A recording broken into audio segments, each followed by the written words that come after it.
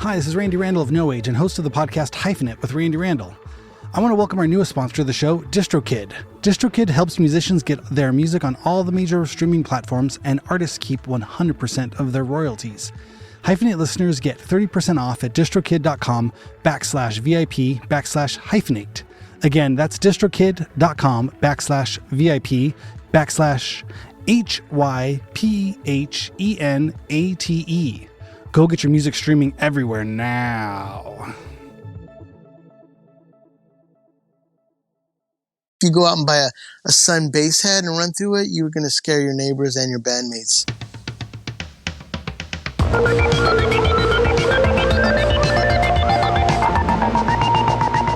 Ho, ho, ho, Merry Christmas. Thank you so much for tuning into Hyphenate with me, your host, Randy Randall. On today's show, I am very honored and excited to welcome my guest, Mr. Manny Nieto, Francis Miranda.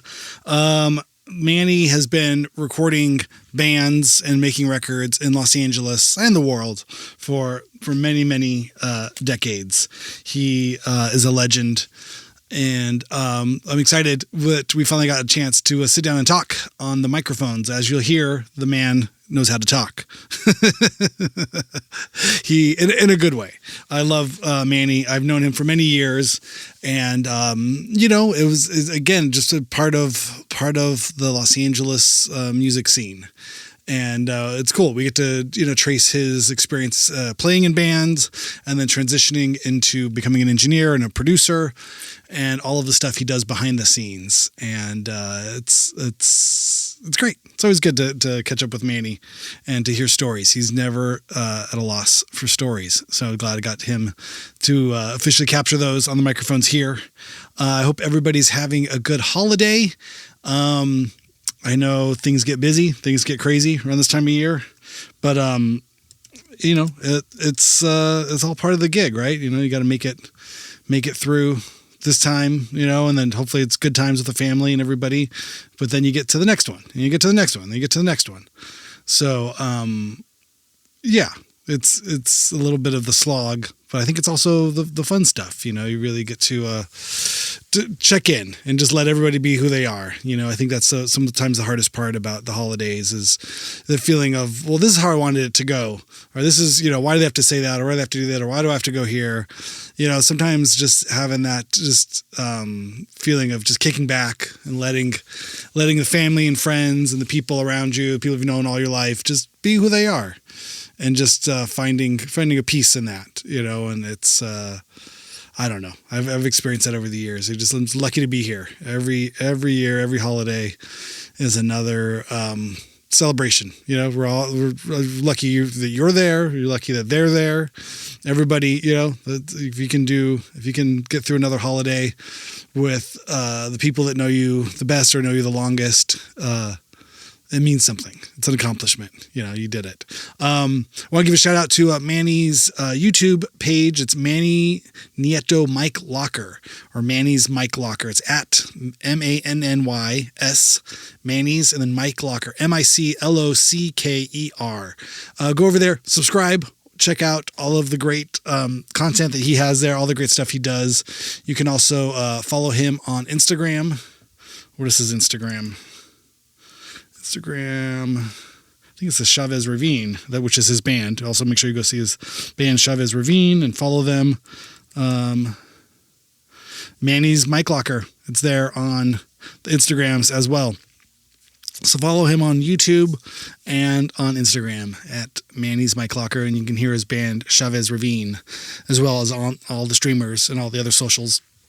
So without further ado, let's head. Oh, one more. Well, there is one more further ado. I want to give a shout out to Audioscape Engineering. They make incredible outboard recording gear. I know Manny has been working with them for a long time. And I've been lucky enough to get some of their products and work with them as well. Like what you're hearing me now go through is Neve 1073 through an Audioscape Engineering Optocomp. It's a leveling amplifier, similar to, say like an LA2A. I love this for a vocal chain. It's hard. It's hard to mess that up, even with my voice. You should hear me without it. But you can go to audio-scape.com to check them out, and they got all kinds of great sales going for this season. If you've bought everybody else's presents and no one's gotten you anything, and you are the engineering type of person, and you're looking for, 1176, an LA two-way, what else? A Pultec style EQ, DBX 165A style VCA comp, anything in that world. Audioscape does it better than most out there, and for a very affordable price. So go check out my good friends at audio-scape.com, because they have been hooking up. Oh, they got this amazing. This is the first piece I got, was the G-Bus, the G Stereo VCA compressor. It's a stereo G-Bus style bus compressor. Awesome. It's a little 1U unit. Sounds great. They've been hooking Manny up, and now have been hooking me up for a little while. And so I like the way they sound. If you want to hear Manny's records, Chavez Ravine, Breeders, other incredible bands, you're hearing the sound of Audioscape engineering products at work. So go check them out. Go treat yourself, or any of your other engineering-minded friends. They will be stoked that you did. Real hardware sounds good. All right. Happy holidays. See you on Monday. Be safe there this weekend. Make sure you wear your ugly sweaters, and don't drink and drive.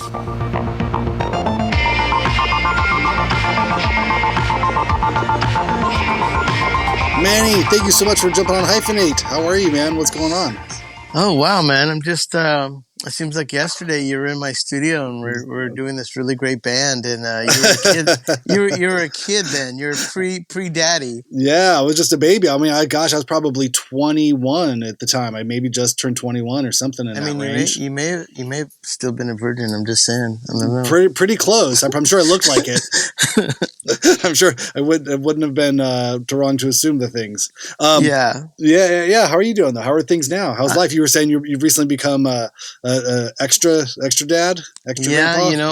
It's really crazy. You talk about. I know you're a really awesome pops and a family man. You're always speaking about your family, and I think it sets a good example for someone that I don't think that's said enough about people that are in music that can somewhat have a normal life. And it's a really hardcore dance to do that. But I've done it the whole time. I've been in a band locally in Los Angeles since about 1996, which is probably since you're, I was 15. Some of your parents were born. But yeah, so doing that then, and then being a father very young when I was 27 to now, I've been married with my wife, close to going to be 11 years soon. Wow. Congratulations. Thank you. To have this lifestyle, you have to be with someone that permits you to I don't do drugs, and I don't think I've had a drink of alcohol since about 2008. But the lifestyle that we live and being an artist, I don't think sometimes is as glamorous as people think. I mean, everybody just saw Perry Farrell do that big old thing on stage. It's it's neurotic, it's crazy, it's stressful, and I know that a lot of people. To walk that line in normacy is really difficult, and I've been lucky to have a great wife, my son, and he's been very supportive as I was, a pops that was, I remember when he was small, we had opened up for Fugazi, and then my son was 18 or 19, and he was a little bit rebellious. He's like, Fugazi's not cool, Dad. I just want to let you know. Oh, no. This is when you were opening up for them? He was 18 when you were opening up? Wow. Yeah. Okay. And I was just like, oh, snap. I go, I'm not cool. My son says I'm not cool. So, it comes around. So as much as you could be a rebel dog, it'll come back to you sometime. That's hilarious. Yeah. I'm surprised you don't come back to him like, hey, you know what else wasn't cool? Changing your diapers. I know. 16 years ago, you couldn't wipe your own butt. That wasn't cool either. But guess what? Now you're I cool. know. Well, I'm cool too. I remember when about that time I was taking him to Amoeba, and he was buying I don't know if it was Norwegian death metal, but all the records looked like someone got a crayon and they scratched on some very demonic pictures and stuff. Yeah. Some dried out leather, some cracked leather. That was my son's rebellious years. And I guess it depends on what era you're born in. what your child will rebel against. Always. Now, my wife and I joke about that all the time, especially when our oldest son was younger. It was like, we're such cool parents. What, but I know that he's going to rebel. It's going to be something. And we always joke, like, he's going to be like into like juggling chainsaws or something. He's going to something that's going to be so beyond what we could even imagine. Like, I don't know if I'd be into that. That seems really dangerous. Like, Dad, you don't know about me. I will live my life. I'm going to do my own thing. Or like, but like, I don't even like something. He'd make up something that has nothing to do. And that's, more or less the video games have sort of come into that role where I'm like, okay, maybe, like I'm not against video games by any means, but I definitely am not a gamer, and just sort of see the stuff, as he gets excited about stuff, but he's into this thing called Fortnite. He's 10 years old. So Fortnite's a big deal for him and his friends, but he discovered Metallica through Fortnite. Metallica did an in-game kind of thing. So now on the way to school, which is, I can get down with this. It's okay. I'm not the biggest Metallica fan, but I can at least appreciate Metallica beyond, some of the other weird kid stuff, the Baby Shark. I'd rather listen to Metallica, Master of Puppets on repeat rather than Baby Shark another 5,000 times. So, I can always get my son because he was a Barney baby, so I can always throw that back at him. But it's interesting. I will say the way you and your wife were talking about preparing for that. I'm not going to say that it's going to happen to your child, but with my son, it happened when he was 18 or 19. It was kind of like, if something had happened and I'd blown up his phone, like, come on, like, I was like, call me back, or kind of being like, I'm your dad. You sure, call me flexing, back. flexing your dad muscle. He didn't talk to me for 2 months. And then he wrote me this long letter saying, listen, I'm my own man now. You can't speak with me like I'm your child. And it was really, you could say I would get mad, but I was a little bit embarrassed. I was like, oh, fuck. I go, my kid is basically saying he's an adult. He's going to make his own decisions, and I need to give him that room. Whether he makes a mistake or not, you have to give him that space. And I remember when I was a kid and I was 18, I stormed out of I was an only child. So most kids that I know that were only child were like 31, and they had these like really expensive shoes and nice car because they're still living with their parents. I was just, I mean this in the most sweetest way. I told my mom and dad to F off. I'm out of here. Ran out of the door, jumped in my Volkswagen and took off, and I never came back home. But so I remember that with my own son doing the same thing, and I had to patiently, and it's funny because then he came back full bloom, and he met a beautiful girl and changed his life and never forgets a Father's Day, and it was really sweet. And it was just like, you just gotta it's like a firestorm. You just got to let it burn a bit, and then eventually it'll go out, and you have to just live life, Wow. Yeah, this all still feels like fairy tales. I know it's coming for me. I know it's the storms on the horizon out there. But no, I don't know. But I want to get into it. Like we could. I love we jumped right in, but I want to set the scene a little bit. So you're a producer, engineer, musician in your own right, multi instrumentalist. I was I think I was first introduced to you in one of my first bands. Is somebody who was just great at made everything sound good. You were sort of the guy that should go to the glue of a certain kind of scene and sound and time and place in Los Angeles. Yeah. But where do you come from? Where did you grow up, and how did you get started in all this? No, I grew up in the San Gabriel Valley, and which is, if you don't know where that is, it's about 15 minutes just east of downtown LA. It's considered, it's not East LA. There was definitely different ways Los Angeles is laid out. You got downtown. And then people call it East Hollywood, which is now Silver Lake. But that was that wasn't even registered. So when I grew up, we were definitely far out of any kind of scene. And even musically, it was the same way. Where I grew up would be kind of considered the Montebello, Pico Rivera area. And then also I grew up in Walnut, which is just a little bit further east than there. Pomona, Diamond Bar, Covina, Whittier, that's sort of thing. So not too far from there. Yeah. So I grew up, and I was definitely outside of any kind of coolness. So there's no radar, there is no scene. I just grew up as a musician, and we were really close to kind of that Eddie Van Halen, Pasadena rock and roll scene. So I grew up kind of a rock and roll dog. And it's funny that we talked about our children, because when you're younger, and then and this is speaking as someone that maybe hasn't had a kid yet, your guitars and things that are physical possessions of yours are super important. And then when you have a child, suddenly that stuff turns into diapers and, baby formula. And you're like, oh, I'm selling that fucking Plexi head because I got to get some baby formula.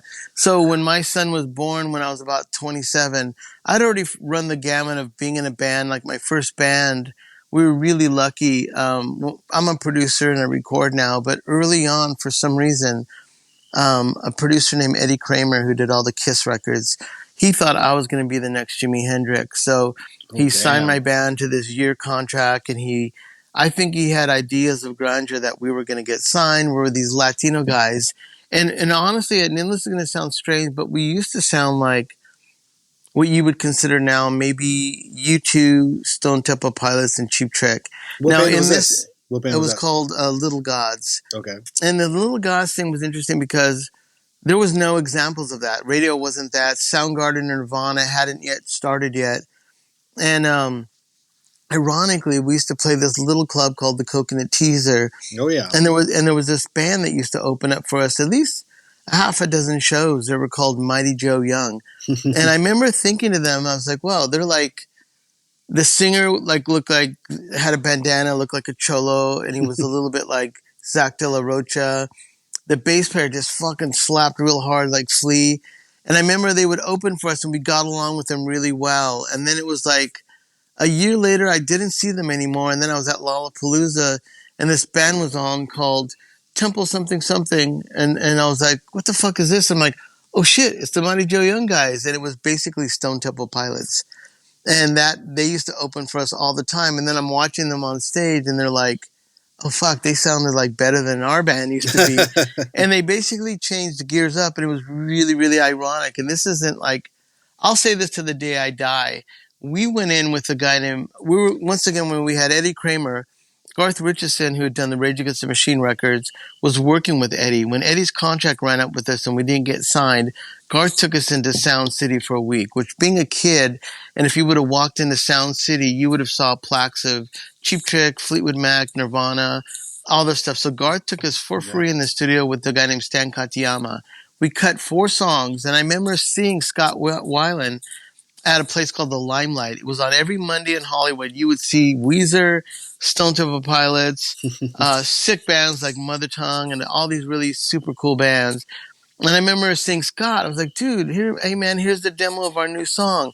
And we had this song that went dun dun dun dun dun dun dun dun dun. We were, and it was and the reason I knew that it was unique because I had actually gotten that from wasn't an Al Green song. I know. Yeah. And I remember we worked it out. And I remember we had it on cassette. I gave it to Scott, and Scott thought, man, I'm going to listen to that. So then years later, we had a lawyer named Ken Hertz, who was like the guy around town. And I said, Ken, Stone Temple Pilots is already massive. And I said, isn't this crazy? Is there any money sitting around we can grab? Yeah. And you know what? I think it was a little bit of a coup because I think Ken knew their lawyer and it never went anywhere. But in retrospect now, and I remember, it was really nice of the brothers had called me and actually said, hey, dude, we just want to let you know there was no way this could have been taken from you. And all I know is that I gave Scott Willing that song.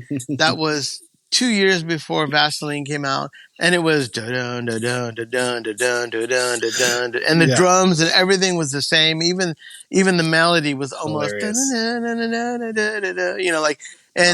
the end of the day, but the thing is that you should in a life scheme of things, I was kind of glad that maybe that money never came in my life because in that time of me being in musicians, heroin, drugs, alcohol, and my friends, I call them tumbleweeds now. They're like metal guys that have like the haircut that's like a tumbleweed and they're like, and they wear a bandana and like, I don't think I ever wanted to be that. So in some ways, I feel like maybe that diversion of money or fame or anything I could have gotten from them, because at the end of the day, sadly, Scott did pass away of his own demise. And I just feel so bad. You wouldn't trade places with him for $1 million, man. Never. And I'm not saying that I would be him or I'm being condescending or looking down towards him.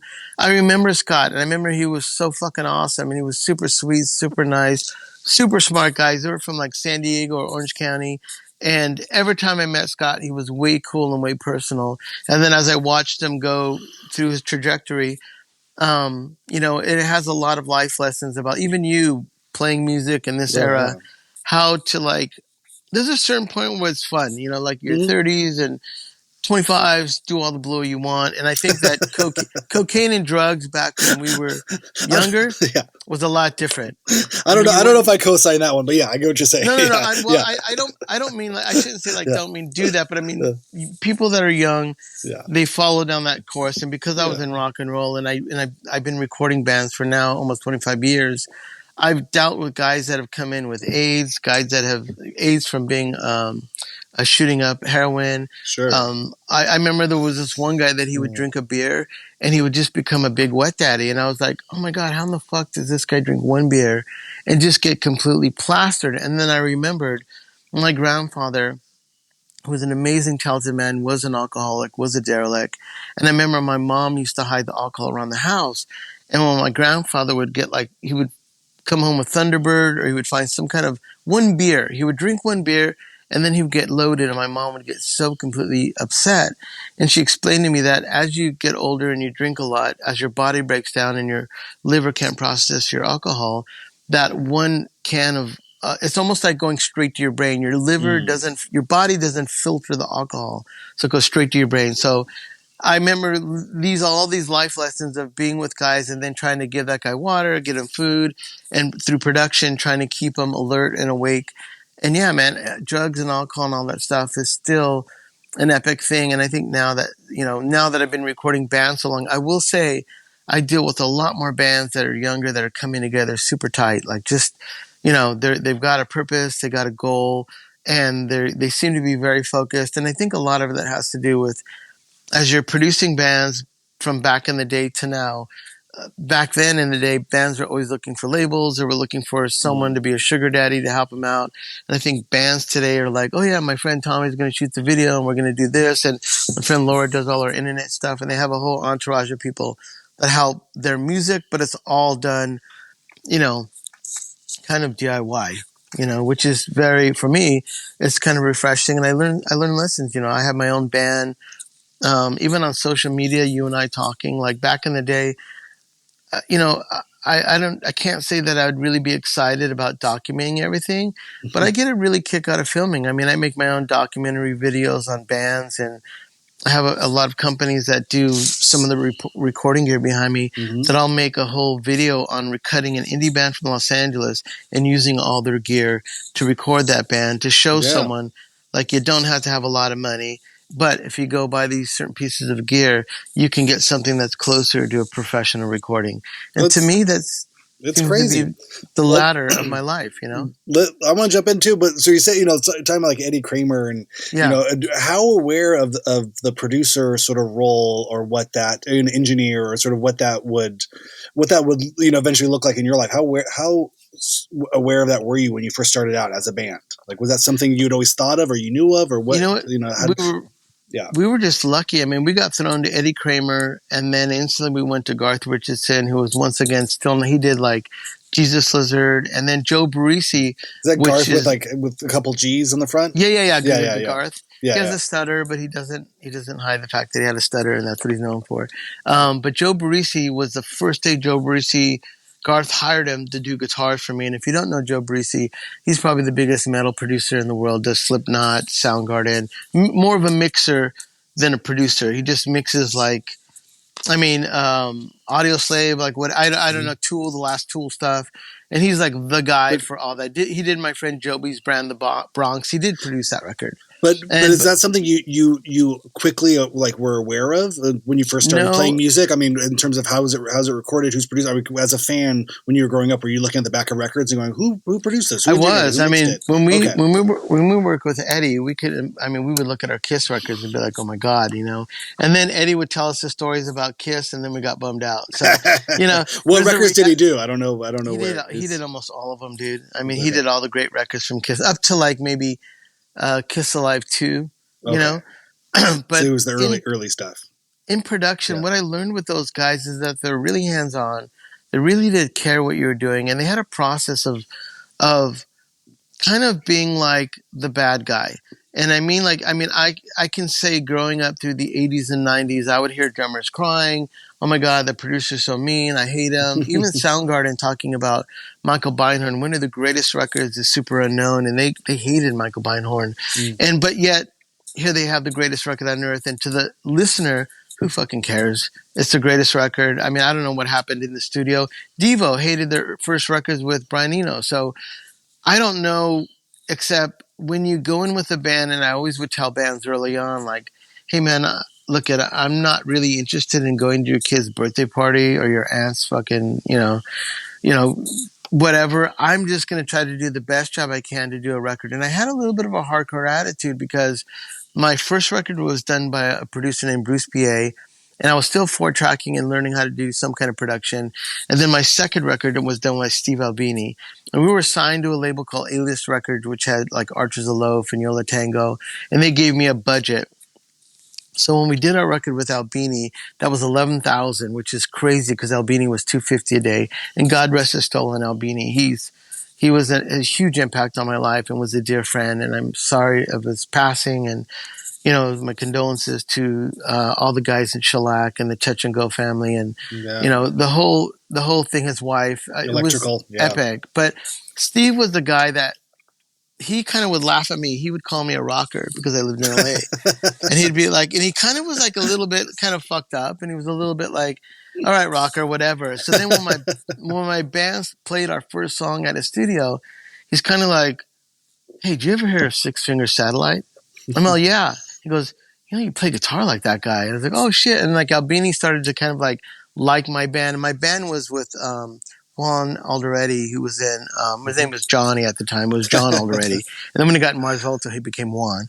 But Juan was our bass player, who years later had gone into Mars Volta. So Juan was probably the sickest motherfucker on the bass ever. So when my band would come in, we have this guy that just plays like Jocko, but in turns, he loved the Jesus Lizard. So it's like Jocko meets the Jesus Lizard.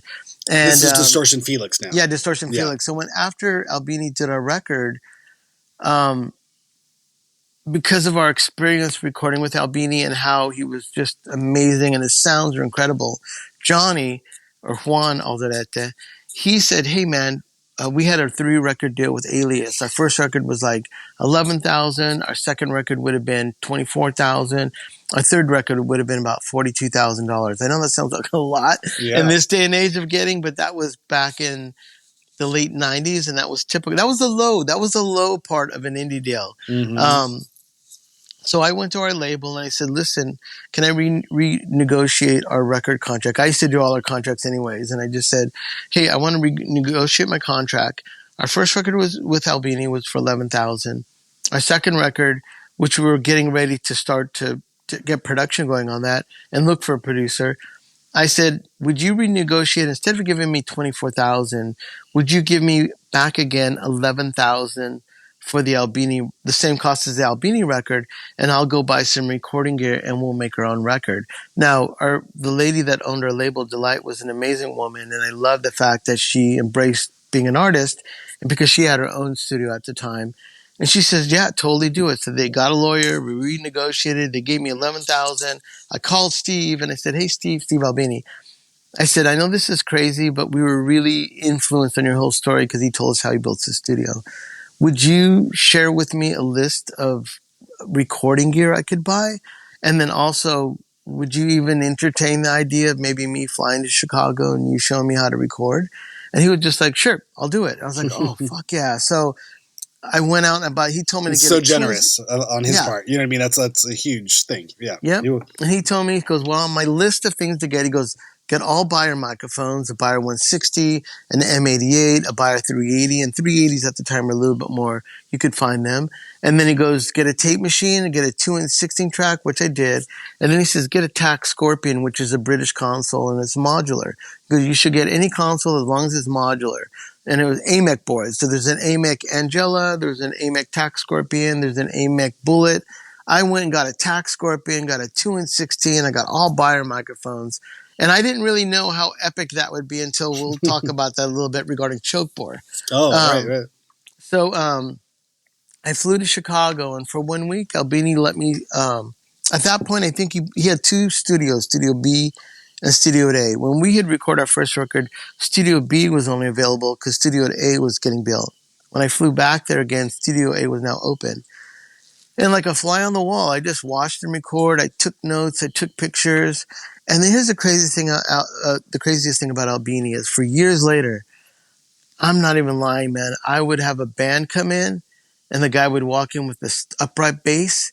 I have no fucking idea how I'm supposed to mic that. And I'd be in the back room like, electrical audio? Can I speak to Steve? Oh, hey, Steve, it's Manny. You got a second? Yeah, Manny, what's up, rocker?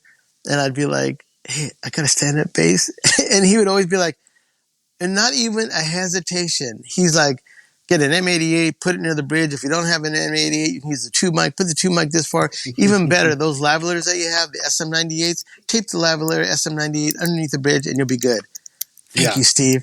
And that went on for years. That went on to like miking a cowbell with a cumbia band, making sure how do you mic a cowbell next to the accordion player, and he'd go use a Bayer 201, has good cancellation, because the thing is, it's not that you don't want the cowbell in the accordion. You don't want the accordion in the cowbell. So if you use a 201, you eliminate. So anyways, all this stuff, man, for years. And the ironic part about this, as Albini would call me a rocker, one day I got enough nerve to call him up and said, hey, Steve, would you ever consider my band opening for you guys? He's like, if you guys come out to the West Coast.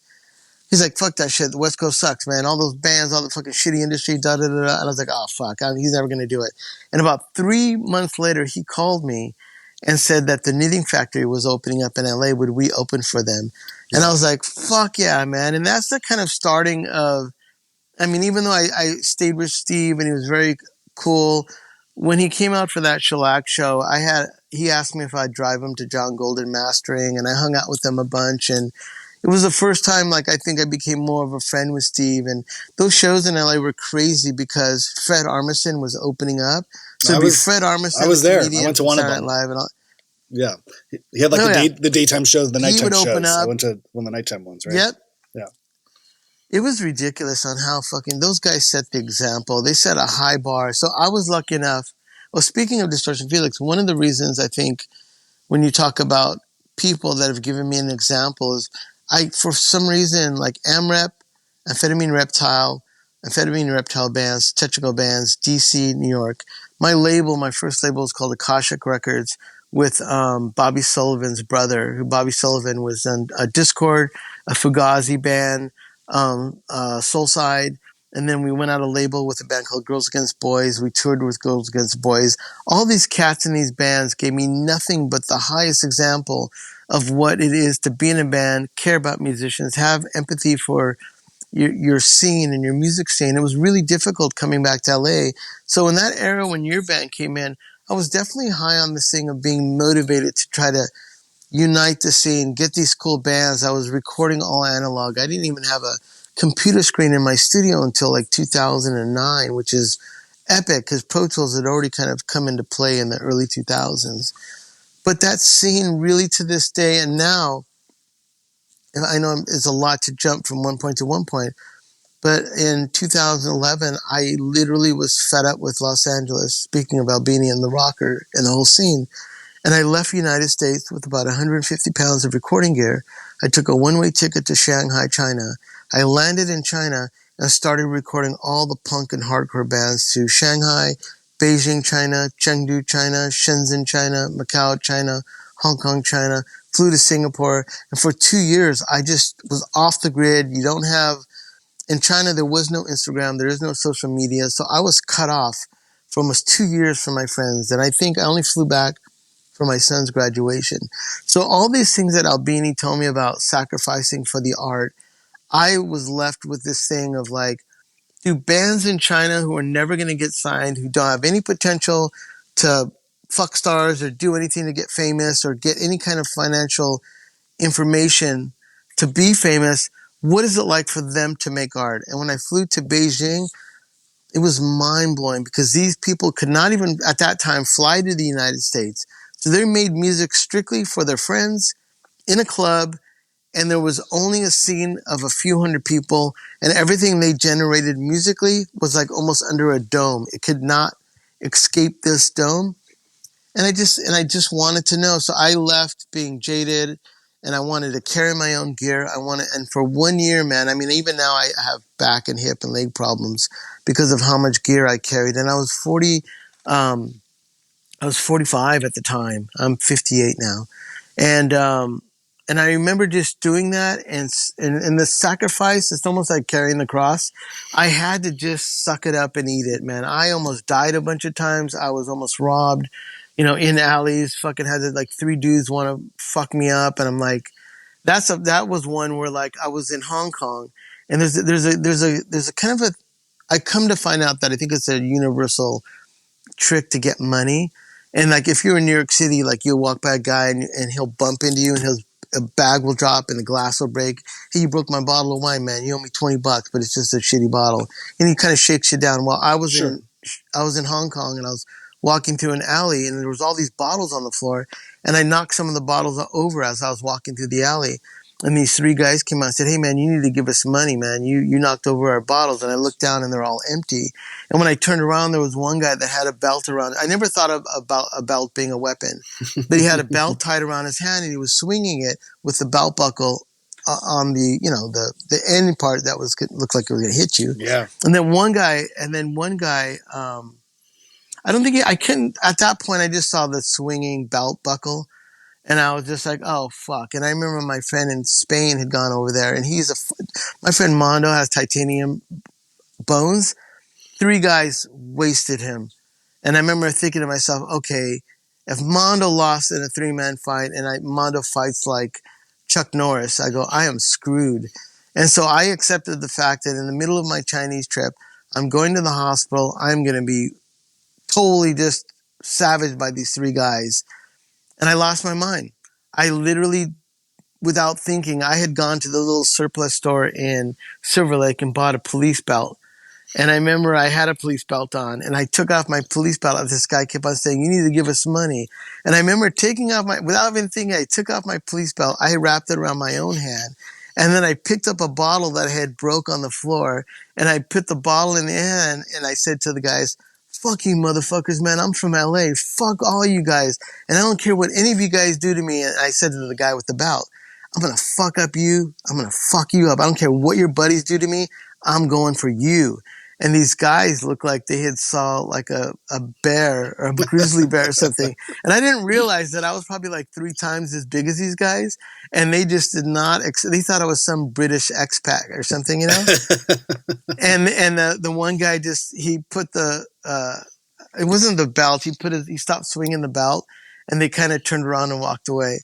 And like, those are my Chinese experiences of like, holy fuck. And then there was one time the Chinese were really, I had to walk around with a letter that said I was traveling through China for a microphone company that I could permit with all these microphones. Because if I get pulled over, I can get arrested for not only getting a visa and coming in. The visas were really difficult. I had to pay almost I think it was $500 for me to legally get a visa that I could travel through China.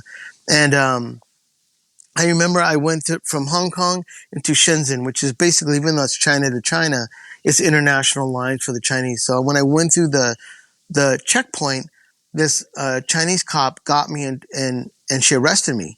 And I was like, what? I couldn't understand what she was saying, except she just grabbed me and like threw me in a car, and I went to the Shenzhen police station.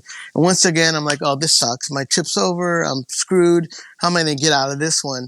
So I walk in there, and they open up my bag, and they have this thing that they call it nega. It isn't nigger, but it's a nega. It means there. And I knew that. And I remember she opened my bag. She's like, nega. She's holding up the microphones, nega. And she has my paper. And she's talking to this really mean-looking Chinese, like, sergeant.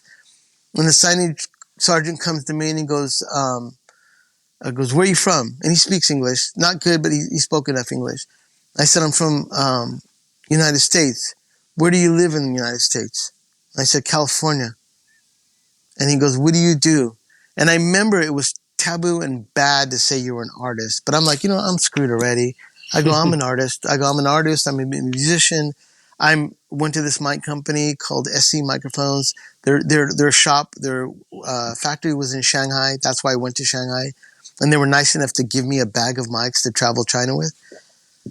And the guys he didn't even care about the letter. He didn't even look at it. He goes, you're from California, huh? And he goes, sing Hotel California. and I went, oh my fucking God. And I'm like, on a dark desert highway, cool wind in my hair, one smell of eucalyptus rising up to the air. And then he sings along, and then the other cop sings along with me, and they're doing karaoke with me. This is like something out of a movie. And the lady cop is infuriated. And he's just like, he's from California, Hotel California. Get out of here. You're cool, man. And I was like, holy shit, because they have these thing called live houses where everybody gets together and their karaoke is to sing American songs. So the cop sergeant was blown away because I'm from California. If you're from California, of course you know how to sing Hotel California. And I did it. So national anthem or state anthem. So I got out of jail in Shenzhen, China, because I knew how to sing Hotel California. Anyways, that's I don't know. That's wild. Well, I want to hear about you when you first reached out to me. You were talking about Troy, from Chokebore that I had on, and you said you had recorded. Was it that? I think that was their last full length, right? Yeah, that was right after the time when Albini. I came back to LA and I had a 16-track machine. I had all this stuff. I put up all the mics, and I think Troy and Chokebore were like this super sick band that I think they'd already had the claim to fame of opening for Nirvana. Mm-hmm.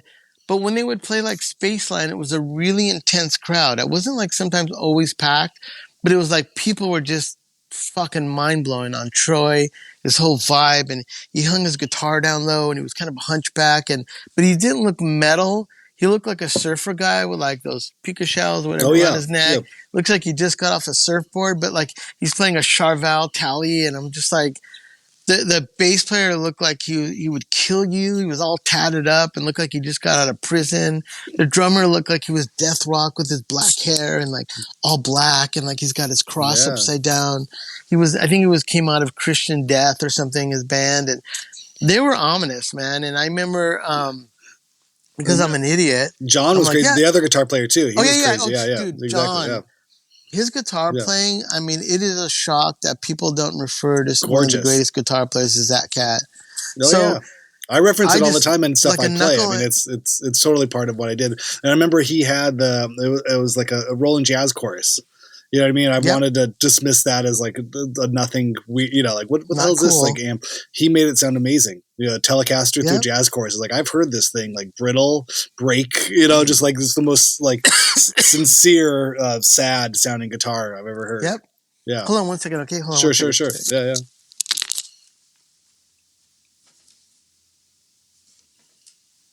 You gotta get me a little water. Oh yeah. Sorry. I've been chugging coffee this whole time.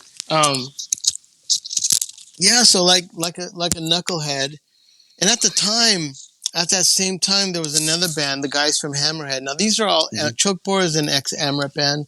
If you can do yourself a favor, if you're listening to this, go research AMREP, and you'll find the Cows and Chokebore and Hammerhead. There was this, and that was part of my influence of growing up, was as I was learning about all these bands, I could not believe that locally in LA, Chokebore, which is AMREP was a Midwest label, that Helmet in the Melvins, and so the fact that I was aware of Chokebore being on AMREP, and then I remember one of my buddies said, "Let's go see this band." It's some of the guys from Hammerhead, and I saw Vaz, and not only that, Jeff was the chef over at Millie's in Silver Lake, and so both of those bands at the same time, I approached. Ironically and naively, like, hey, I'm this guy, Steve Albini, show me how to record, da-da-da. Even though I don't know, even at the time it was like a caveman, you rub a stick, make some fire. I just put the mics up, had a 2-inch 16-track machine, but if you're not familiar with analog, the 2-inch 16 machine next to the 1-inch 8 is pretty much like Beatle-era sonicness. Led Zeppelin 1, Led Zeppelin 2, probably Black Sabbath 1 was done on an 8-track, then switched to a 2-inch 16. I had a 2-inch 16, which is pretty much like Back in Black recording technology. Yeah. So I had Beyer microphones because Albini. I had the will and the arrogance and being naive at the same time that I could do this. So I approached Troy after that Spaceland show and said, "Listen, I have a studio. I'd love to make a record with you." And then Troy says, "Oh, funny, we just got signed to a label out of France. What is your budget for the month?" I had never made a budget before. And I was just like, $3,000. He's like, all right, good. Great fucking deal. Yeah. I know. He goes, yeah, we'll do it.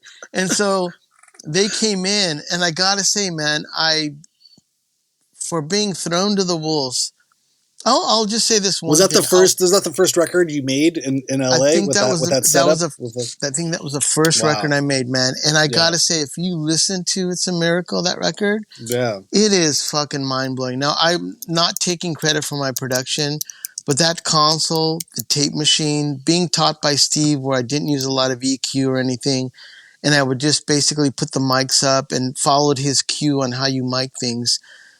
Following Steve Albini's cues on the simplicity of recording and being well aware of phase cancellation, which I was taught by him, I was able to figure out which mics were in phase, out of phase on the drum set because I had phase reversal switches or polarities. And I was able to capture a really beautiful picture of the band. And I remember it was a little tough for those guys recording because I was really punk. I didn't really give a fuck. And those guys were like strange cats. And I mean that most endearing way. They were already road dog, tour worthy, and just really hardcore guys. So when they came in, they fucking meant business. And I think they could maybe detect a little bit of my newbie, but at the same time, I think they took advantage of the situation of going, look, we got a month, let's get this done. Yeah. So when we got done with the record, as I listened to playbacks of what we had done, because it was analog and tape, and we started to mix the record. I remember we mixed it in 2 studios. I was mixing half of the record and Troy was mixing the other half at another studio. I think Troy was doing overdubs for a vocal. So we had a time restriction to get it done, and we got it done. And there's a song called Police on the record. When you listen to that record, Police, it's the first time I've ever heard a fade-in reverb because it was done at mastering, which means when I recorded it, I didn't put reverb on it. And then they went to mastering, and the drummer, who was all Christian Death guy, he's like, can you put some reverb on that? Initially, I was like, you fucking put reverb on it? What? And then, like, when you hear Police, the way they did it, it was genius. And to this day, the way I use reverb has a lot to do with how Chokebore opened up my mind to that. And dude, the drums, the guitars, oh my God, the guitar player was so phenomenal. And one thing I will say, I know this is going to sound really like light on my loafers a little bit, but a few songs brought me to tears. Oh no, when I would be mixing Troy and he'd sing about this, there was a song called Geneva, where sad songs and girls and stuff, and it would like be like lightning bolts to your heart. Yeah. When you'd be listening, or there's a love story about him being on a plane, and there was this girl, and he thought he jumped on the plane alone, but then he looks in the back of the plane and she's there with him. Like he thought he had left his love behind and she had gone. Anyway, all these songs, I still know that. I still am affected by thinking about what Troy did. And after they had come with me, and I will say this in the most respect, I fucking put those guys to the ringer. I really fucking, all those things when you talk about Eddie Kramer, where you're not nice and you don't give a fuck and you're not trying to be some guy that's schmoozing with them or trying to fuck their girlfriends or become buddies with them because they're a rad. I was literally all about business. Like, let's make a record. What do we got to do to get there? And it was a hardcore attitude that up until 10 years later when I had gone to China and I had to reset my life, that was the lesson of all that. Then doing their record to where then suddenly I'm in LA and I cannot stand to record bands and I'm losing myself in what am I really doing for my living and my life and my heart, to where I went to China and was reborn again into, oh my fucking God, carrying your own gear. Yeah, you talk about someone like risking their life for art, almost dying a bunch. And by the time I came back to LA, I really looked upon those early records as, man, what an innocent time of making music. And then now that I've come to understand the artists, the musicians, and not only that, not even at the time having any empathy for their story. Like, I didn't know what they were going through, but I want to say they were going through a lot. I think the guitar player, at the end of the record, he may have had an aneurysm or something in his brain, like a blood vessel. I can't remember at the time, but I remember I was like, where's John at? And then he's like, John, right? Was that her? Yeah.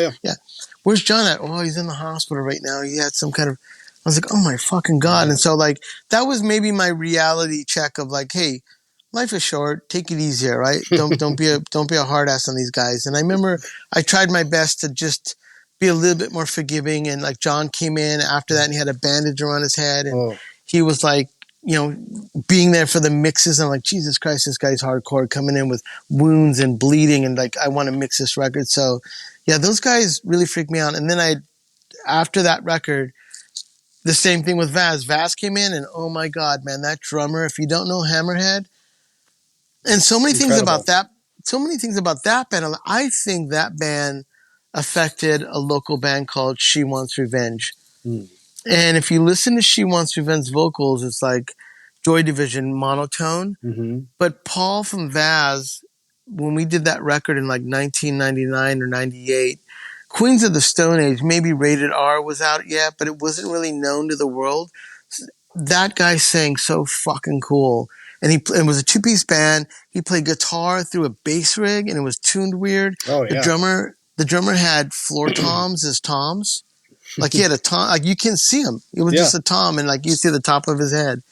And he borrowed some stuff from Dale from the Malvins. So I recorded them and they were so hardcore, and their music and their style that they did. If you could find a record called Dying to Meet You, it was on Omar's label called GSL. Yeah. And the Vaz guys were just fucking unbelievable. And if you listen to that record, the songs, the originality, their performances, and the musicianship, and really knowing that is a one guitar live with minimal overdubs, it was crazy. So I did Chokebore, Amphetamine Reptile, then I did the Hammerhead guys, Vaz.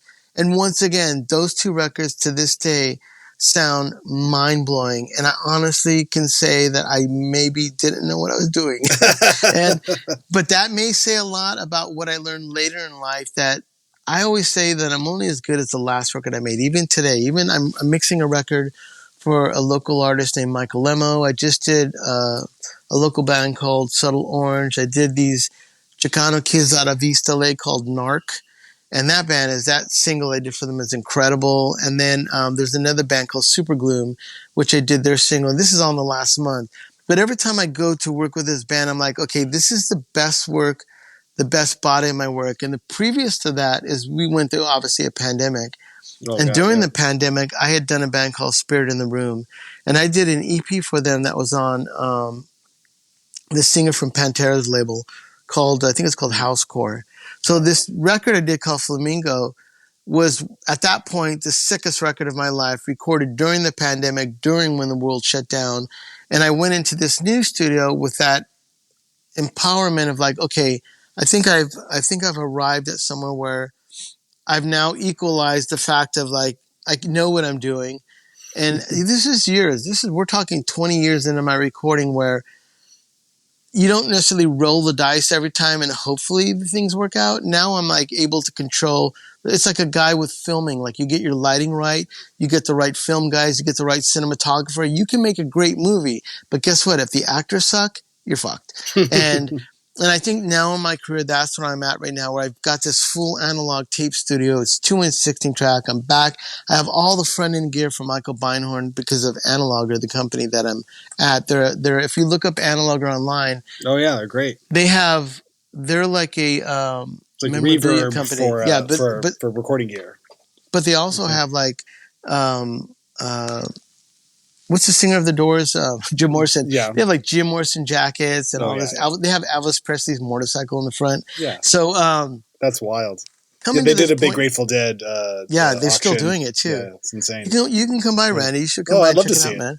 I want to ask you. I know your time's short, but I want to talk about two things. One, the Breeders record you made. Yeah. Tell me a little bit about working with Kim and what was that like, and how was that experience? Well, that experience was crazy because that once again affected my life and had a lot to do with Steve Albini.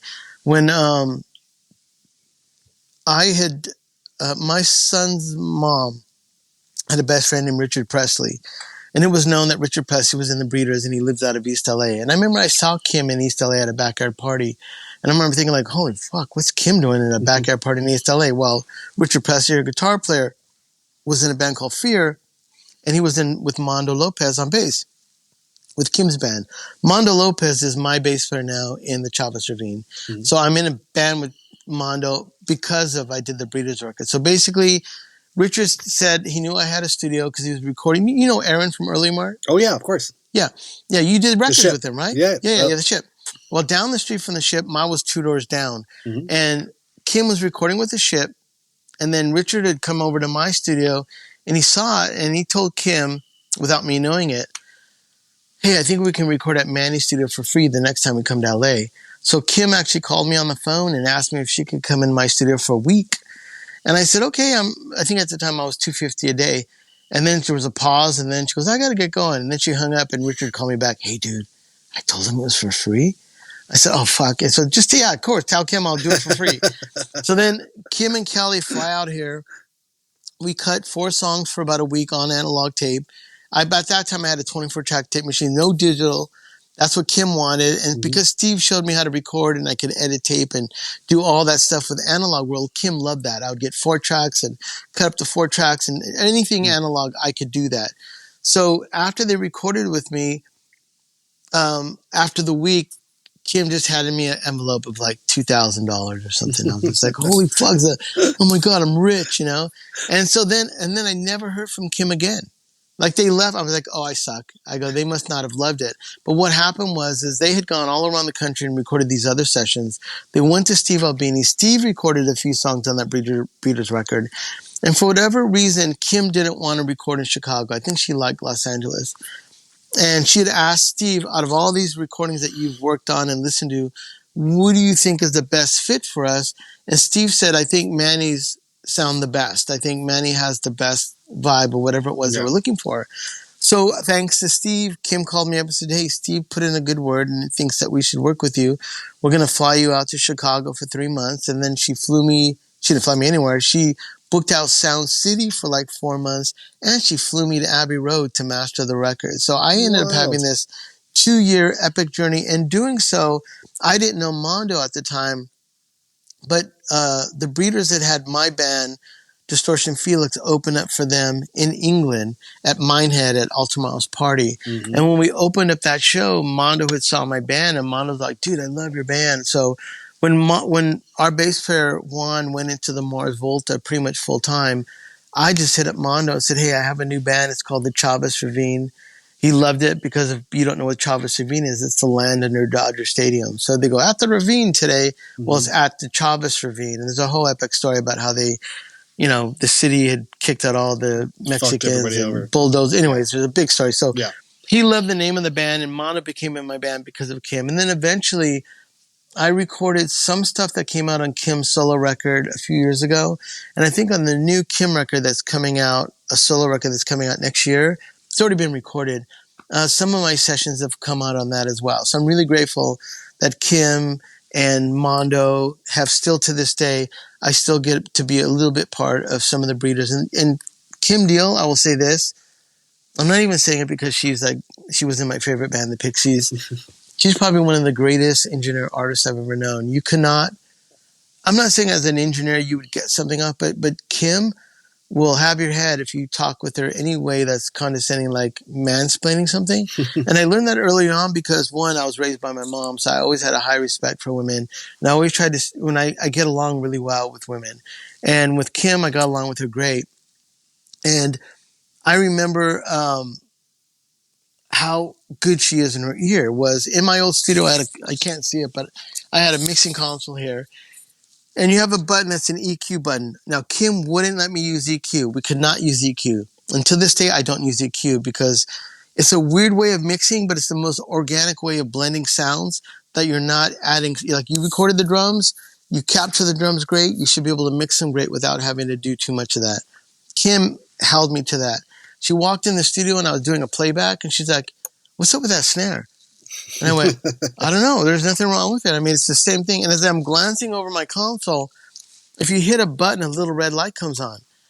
And I look over and I go, oh my God, the snare EQ's on and we're mixing a rough. And like Kim had looked away, hey, Callie, come in here. And as she came in and called Callie, I hit the button. And then Kim and Callie walked back and she's like, play it back, Manny. And I play back, huh. I guess the snare sounds okay. All right, sorry about that. All right, Kelly, don't worry about it. So Kim walks out, and I look down and I go, oh my God. And when I engaged that EQ, I'm not lying, the knob on the EQ was like barely on. It didn't, I mean, a rabbit, a dog, anything with sensitive ears could not have heard that was a difference. Kim came in and boom, she heard it instantly, the snare's wrong. And that was the way. And look at, when you work with Kim Dill, I remember we went to Portland and we had an assistant, and I walked in and I told the assistant, look at, it's like 9 right now. About 12 noon, you're probably going to be having a nervous breakdown. He goes, what do you mean? Just bear with me. Just suck it up. Kim is right. Kim's always going to be right. And then at 12 noon, he's like, is it always like this, man? I'm like, don't worry about it. I said, by 5 o'clock, you're probably going to be in tears, but it'll be good. Don't worry, it'll work out. 5 o'clock, he's under the console. Because every time we had to do a rewind, he had to unpatch 50 cables the way their studio was set up. So Kim's like, can you play that back? Oh my God. He's like doing 50 cables and you got to get it right. So then at 9 o'clock at night, Kim's like, I think his name was Adam. She's like, Adam, you're the best. It was such a great time. And she totally made him feel like $1 million. He's like, man, this is so awesome. But he already forgot the journey. And I'd already learned this for 2 years with Kim. You just don't mess with her. When you plug in a guitar, don't put a compressor on it and don't tell her. You tell her what the mic is. You tell her what you're doing. You show her the fader. You show her what's happening. There's no EQ on the board. You got to follow these protocols and you won't have any problems. And to this day, I got to say, I learned major life lessons from Kim, and I'm fucking grateful that Kim and Albini, Girls Against Boys, and Eddie Kramer, Garth Richardson, there's a local producer named Rick Parker who's a saint.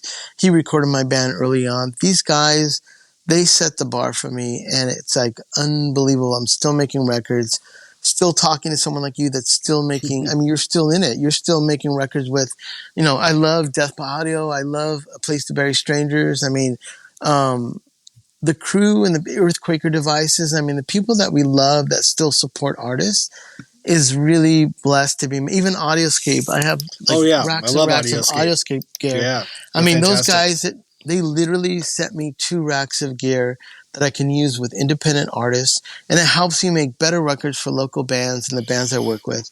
At the end of the day, man, I have enough to buy a coffee.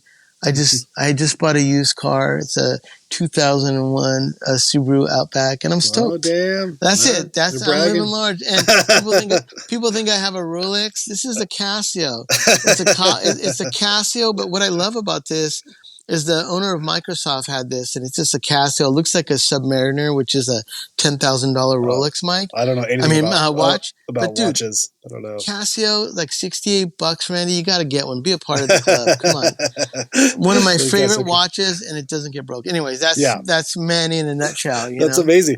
Before I let you go, the last thing I want to ask, I saw Chavez Ravine a couple of years ago at the Echo, and you had one of the craziest guitar tones I had heard since leading up to them and after. Yeah. What I mean, do you talk about what is your signal chain, or what were you doing around that time? Because it was huge and gnarly and fuzzy, and it just felt like it was gonna just like jump out. And it's the kind of thing too. I was like, of course, this is what Manny's guitar sounds like. I remember seeing Distortion Felix. The guitar didn't sound like that. No, what are you doing? What are you doing with Chavez Ravine on the guitar side? It's a little bit different. In Distortion Felix, I used to always use a JCM 800. It was just what I used all the time. But when I made all the Chavez Ravine records, even the Albini record, I used to travel around with a little tiny solid tape bass amp. It had no controls on it. It was just power and a speaker made for bass guitar. But when I ran my pedals to it, it was massive. Even the records that we did with Albini to the Chavez Ravine, my guitars sound uniquely, strangely large. Yeah. And I do tune down to A, which would be more of a metal guy, but I don't play my guitar like a metal guy. So when I started to play with the Chavez Ravine, I didn't have an 800 anymore. And I remember one of my favorite bass heads was a GK400 and a GK800, which is Gallon Kruger. Yeah. So I got a GK400, and then I was at NAMM, and I was talking to one of the guys that Brown from oh my God, he's one of the main guys that did the amps and all the tech work for Earthquaker. Anyways, I had told him, I go, dude, is there anything that you can build that's like a I need a preamp section before a power supply. That would be tube and kind of like a Marshall or simple bass head. He goes, I got one for you. And then 2 weeks later, man, he built me from one of the guys from Earthquaker. Yeah. It's called a Manny EQ.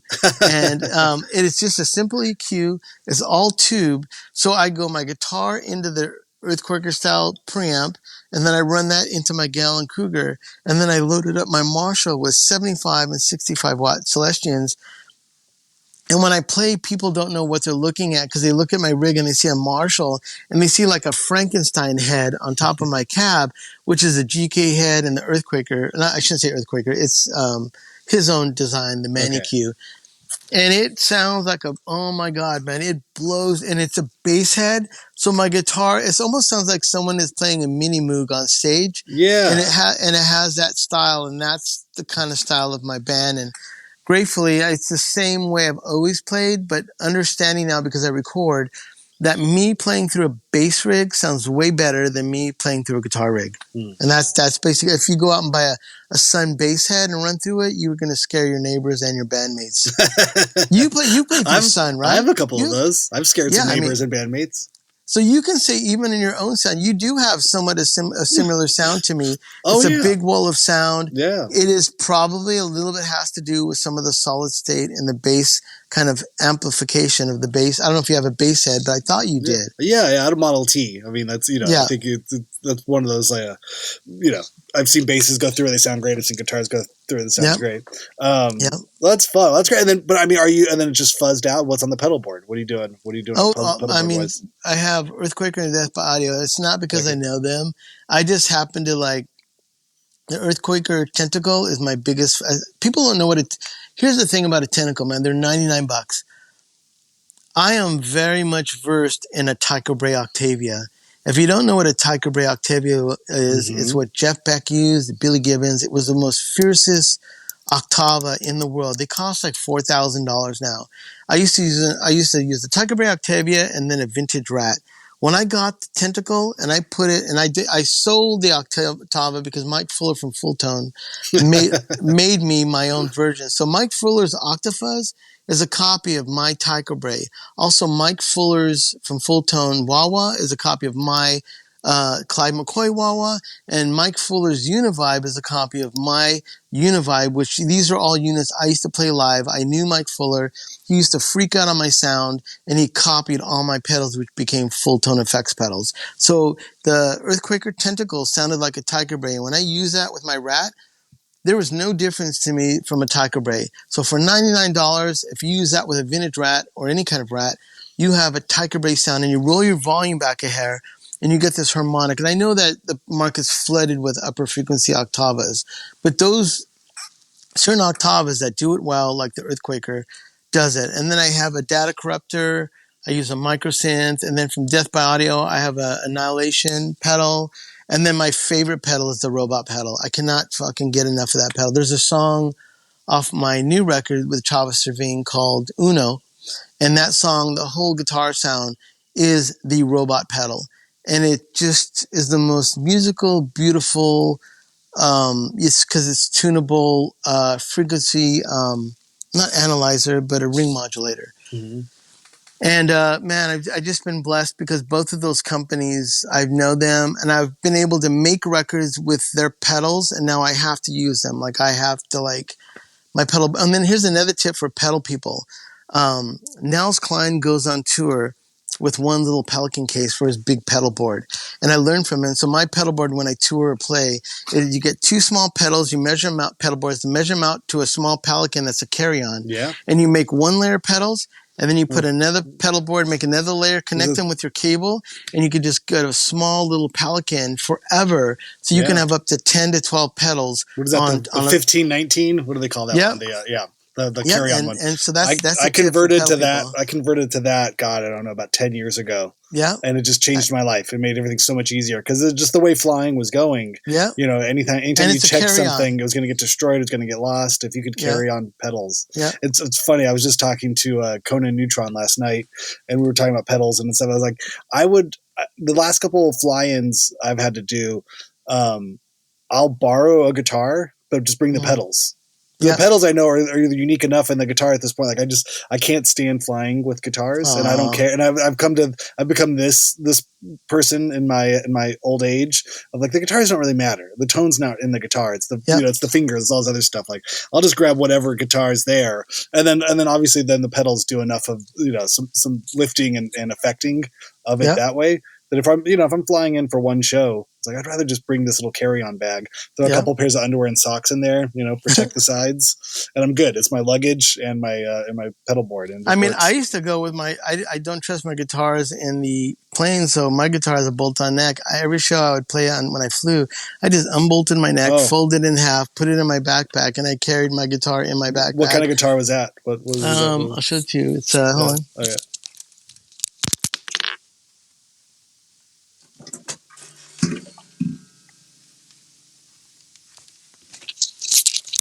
This is my Chavez Ravine guitar. Oh, okay. It's kind of like a Ventures. It's a 1960. It's actually one that Kurt Cobain had played too. It's a 19. Oh, the Univox. It's a Univox 1960, but it's called an Area Pro. Okay. And it's so fucking sick. But yeah, I used to just unscrew the neck and then do that. But that's great. Yeah, man. So Earthquaker has been very supportive, and if Earthquaker did a Show Us Your Junk. I think they did one on you too, right? No, I never did one. No? I know those guys. Oh, dude, I should do it. What's up with that? You are a candidate for that. Yeah. Well, I got one of those, and then Oliver for every year I'll see him at NAMM, and he'll be like, "Hey, man, check this out. Here's a pedal," and then suddenly I'm like, "Gotta use it on my record." But yeah, people that are supportive, and here's another thing I will say: if anybody's watching this, I feel like there's a lack of support in our community, and I mean that like there's a guy that I follow that cuts jeans in East LA, and it's like, I will repost that guy all the time, and it's so funny. He's like, "Oh, dude, thank you." Like people in our world, even credit wise, like there's a lot of bands that have put out records with me. They don't even mention that they're recorded with me, and it's only because everybody's fascinated in this bubble of it's like me. It's your own brand and your own brand. I feel like the way the world is expressed is when people share other people around you. It doesn't mean like my Mondo's wife, Nicole Presley. She has a thing called Presley's Pantry. She's an amazing chef and cook for all these designs for like not only authentic Mexican, but like how to do things. I don't share because she's Mondo's wife, because she has amazing, and I have friends that go, "Dude, I made those tamales that, Nicole did it. And I just feel like in this world, man, if people aren't really making any money, the best thing you can do to help someone out is just to share, like you, Randy. I can look forward to sharing that you're doing this. So if anybody doesn't know who No Age is, and like what you're doing now, like, hey, Randy's like, you're juggling all the facets of being an artist in music, between art, music. Your records come out on Drag City now. Yeah, Drag City, and been great. It's like all those cliches, it's like you go farther together, the community, you get pulled together, it takes a village, all of those cliches are true. And I think the older you get, the more you realize it. It's like, it's not about the singular, it really is that collective sort of thing, and it's fun. And at the end of the day, it's fun. I love shouting out friends and, and helping people out. And well, I'll give a shout out to what you do. And I really appreciate it. Thanks, man. I watched your pod. I'm even shocked that I was going to ask you about a year ago. And I was like, no, I was going to talk to you about it. Hey, maybe we should talk. And then it was really cool that the Troy thing kind of brought us together. But I'm going to run out the door. I got to go to the post office. Go do it. Thanks, Manny, for taking the time. I appreciate it. Yep. I will. Where do people follow you? Last thing, plugs. Give me your plugs real quick. Where do you want people to follow you? Manny's Mic Locker. And I have my own ribbon mic company, which I got to get your ribbon. It's called Original Gravity Wave Microphone Company. Short is OGMC. And then I have a YouTube channel, which I do a lot of tutorials on, called Manny's Mic Locker. So if you want to learn how to mic a drum set to da-da-da-das, you can do that. And, man, I appreciate you taking the time yourself for doing this. And I'll put all the links in the show description below, so everybody listening to this. Yeah, and come down to the spot, man. Love to. If you want to cut some drums on the 2 and 16, you got to come down. Hell yeah! I think we got some old records on 2-inch tapes. Dean and I were just talking about. We should put them up on the machine, see what they sound. Awesome. All right, take care. I'll see you. Talk to you later. All right, take care. Bye. Awesome. There he is, Manny Nieto, Francis Miranda. Dude, thank you so much for coming on and taking the time. I told you, I wasn't lying. The man knows how to talk. It was definitely a walk down memory lane. Known him for a very, very long time. Like I said at the beginning, look up Manny's Mic Locker on YouTube and Instagram. That is MannySmicLocker. Manny's Mic Locker. You can follow him there on YouTube. He's got great shorts, great content. Same on his Instagram. Always posting rad gear, guitars, microphones, giving out tips and tricks, food. And also you can follow his band, The Chavez Ravine. That's TheChaves Ravine. They're awesome. They're heavy. They sound great. So go see them live, give them a follow, go listen to them online. And don't forget, last part as well, go to audio-scape.com to get some of the flavor of gear that Manny loves to use, and I also love to use. I just saw right now they have a great sale going on. What are they doing? They're calling this the December flash sale. You can get lowest prices ever on the DA3A, the D Comp, and the Classic DI. See what they're doing there, a little play on the D class products that they have. Huge holiday sale they got going on right now. You can find it at audio-scape.com. Tell them Randy sent you. They got great stuff. If you've been waiting to pull the trigger on a piece of hardware, now's the time to do it. Treat yourself. Ask Santa, put it on your list. If you've been nice, you can ask Santa for it. If you've been naughty, then you got to buy it yourself. But Audioscape is a great company. They make rad hardware, and they are good people who could use the support. So Manny's Mic Locker, Manny Nieto, thank you so much for coming on, everybody. Be well. I will see you next week. Happy holidays.